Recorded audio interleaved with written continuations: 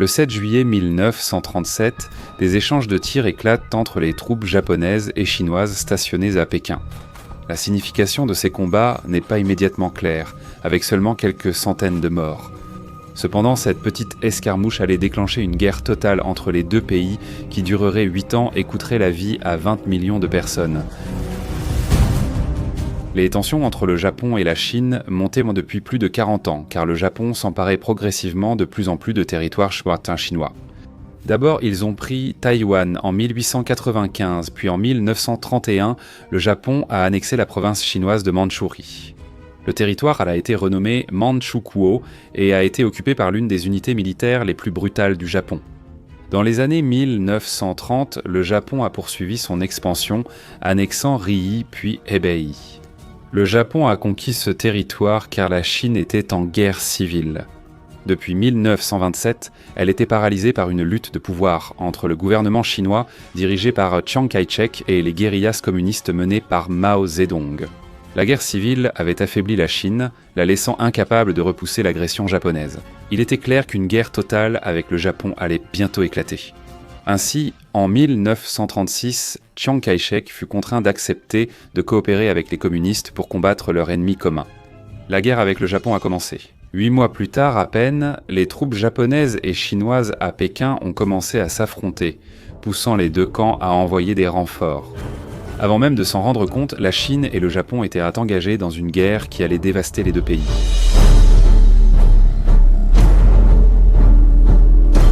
La première action du Japon fut d'envoyer 20 000 soldats dans le nord de la Chine, et ils occupèrent rapidement Pékin. La Chine fit peu d'efforts pour défendre la ville. Chiang Kai-shek savait qu'il était impossible de défendre Pékin, les troupes étant mal entraînées et peu nombreuses. Sa stratégie était de concentrer ses ressources sur la défense de Shanghai, où les Chinois allaient se battre bec et ongles contre les Japonais. Malheureusement pour la Chine, les Japonais avaient déjà des troupes stationnées tout près de Shanghai, en raison d'un accord conclu 4 ans plus tôt. Chiang Kai-shek devait absolument forcer ses troupes à quitter le continent aussi vite que possible avant que des renforts japonais n'arrivent. Cependant, cela allait être difficile. Les Chinois avaient en plus d'hommes, mais les Japonais étaient bien retranchés, mieux entraînés et mieux équipés. Au cours des jours suivants, les Chinois subirent d'énormes pertes en avançant sous un feu nourri de mitrailleuses, mais ils échouèrent finalement à déloger les Japonais. Des renforts japonais arrivèrent tard par la mer et les Chinois commencèrent à perdre du terrain. Les Japonais menèrent plusieurs débarquements sur la côte, sans que les forces chinoises puissent les repousser. Finalement, menacés d'encerclement, les forces chinoises furent contraintes d'abandonner Shanghai. Ils avaient perdu plus de la moitié de leurs troupes d'élite, ainsi que du matériel qu'il serait difficile de remplacer maintenant que Shanghai était sécurisé. Les Japonais visaient maintenant la capitale chinoise, Nankin. Située à seulement 300 km, les Chinois n'ont pas essayé de défendre la ville.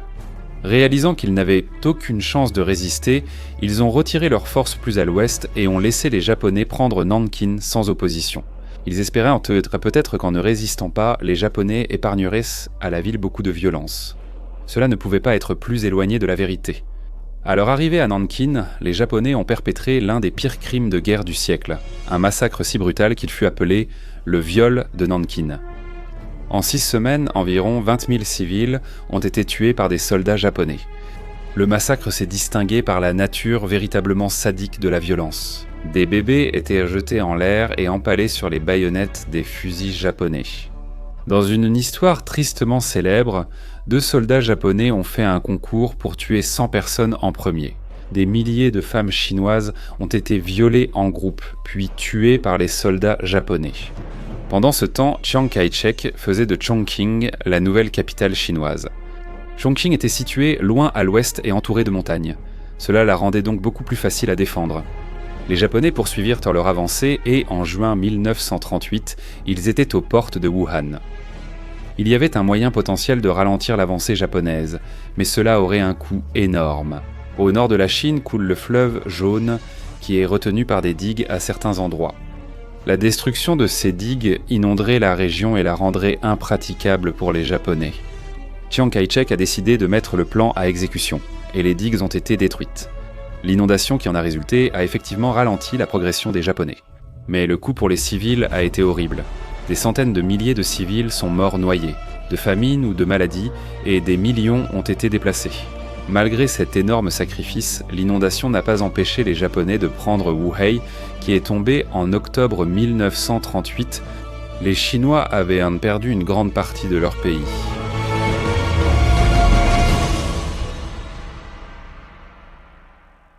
Après la victoire à Wuhan, l'avancée japonaise ralentit et la guerre entra dans une impasse. Néanmoins, les Japonais contrôlent désormais une grande partie de la Chine et presque la moitié de la population vit dans les territoires occupés. Les Japonais étaient des maîtres sadiques. Ils ont créé des centres de recherche biologique menant de terribles expériences sur des humains. La plus célèbre est l'unité 731 où environ 30 000 personnes sont mortes. Les expériences comprenaient l'injection de maladies ou de sang animal, la déshydratation délibérée ou des opérations sans anesthésie. Des membres étaient amputés pour mesurer la rapidité de la mort par perte de sang. Certains prisonniers se faisaient retirer l'estomac chirurgicalement et leur œsophage était rattaché à leurs intestins. Les victimes comprenaient des enfants et même des bébés nés des viols. Réalisés par le personnel, des lance-flammes étaient testés sur des personnes vivantes, les victimes étant attachées à des poteaux et brûlées vives. Dans d'autres expériences, les victimes étaient placées dans des chambres à basse pression jusqu'à ce que leurs yeux sortent de leurs orbites.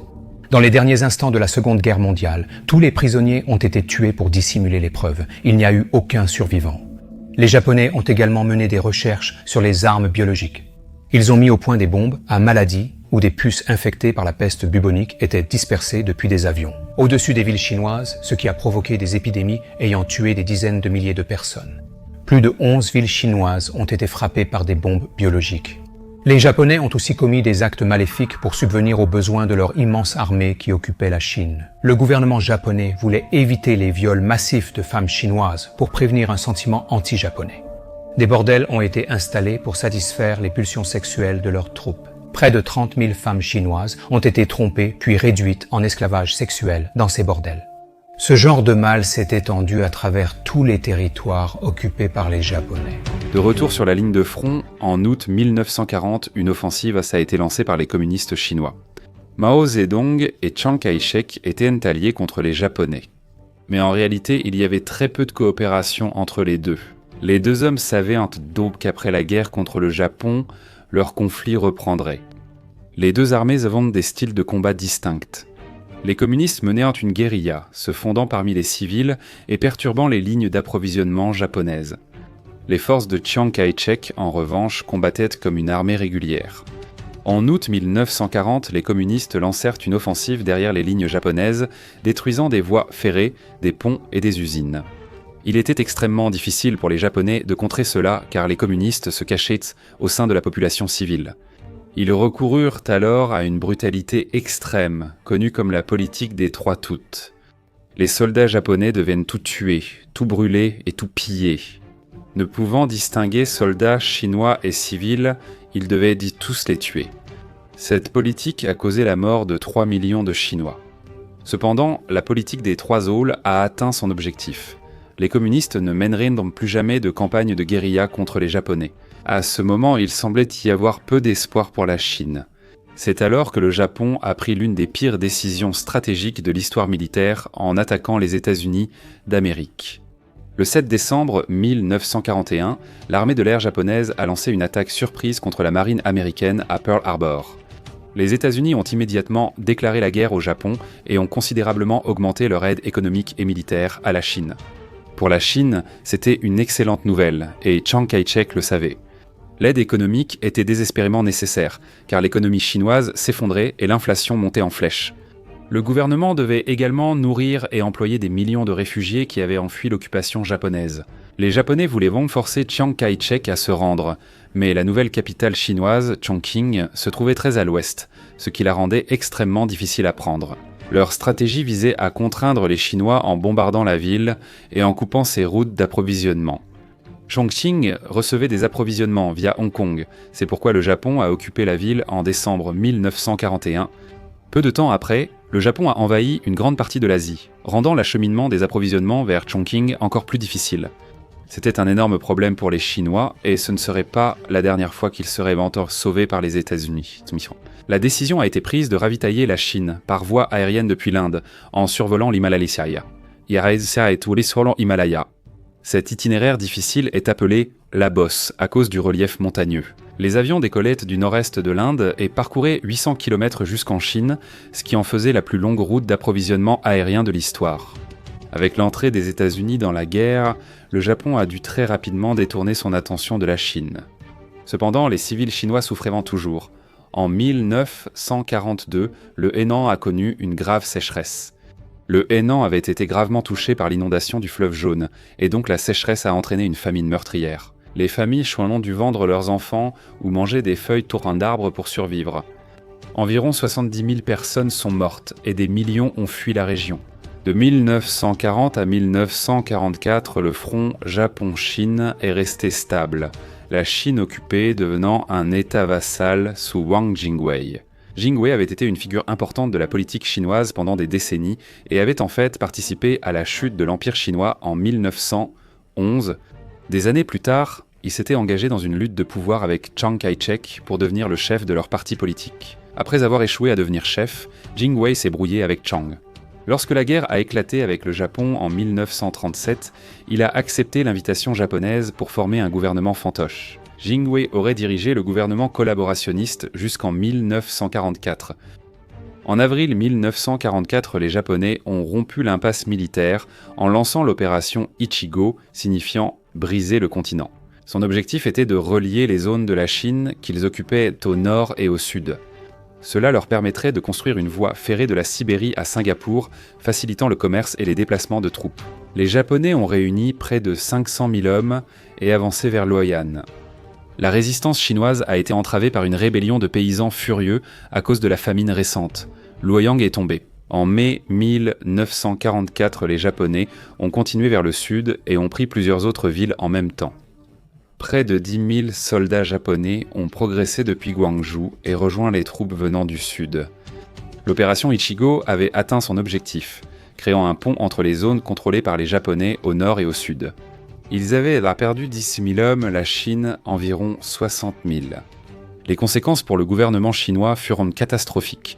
Ils avaient perdu le contrôle de 8 provinces et surtout ils n'avaient plus accès à la mer. La résistance chinoise était sur le point de s'effondrer. La Chine allait une fois de plus être sauvée par les États-Unis d'Amérique. Les États-Unis avançaient régulièrement à travers les îles du Pacifique, parvenant à conquérir Guam, Iwo Jima et Okinawa. Ils faisaient également pleuvoir l'enfer sur les villes japonaises grâce à leurs forces aériennes. Même Tokyo n'a pas pu être protégée par les Japonais, la ville ayant été bombardée au napalm en mars 1945, tuant 10 000 civils. L'utilisation de la bombe atomique sur Hiroshima et Nagasaki mettrait fin à la guerre de la Chine contre le Japon. L'empereur japonais a été contraint d'accepter une reddition sans condition sur le continent chinois. Plus d'1 million de soldats japonais ont déposé les armes. La guerre était terminée. Avec la fin de la guerre, des procès ont eu lieu à Tokyo et 23 dirigeants japonais ont été condamnés à mort ou à la prison à vie pour leurs crimes. Cependant, ces procès n'ont ni condamné l'empereur ni enquêté sur des crimes comme le massacre de Nankin ou l'unité 731.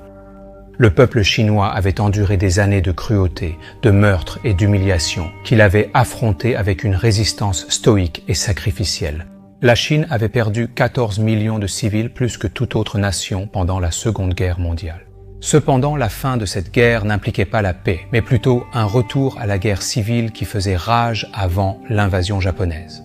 Les communistes menés par Mao Zedong remportèrent finalement celle-ci en 1949. Cette guerre sera abordée dans une prochaine vidéo.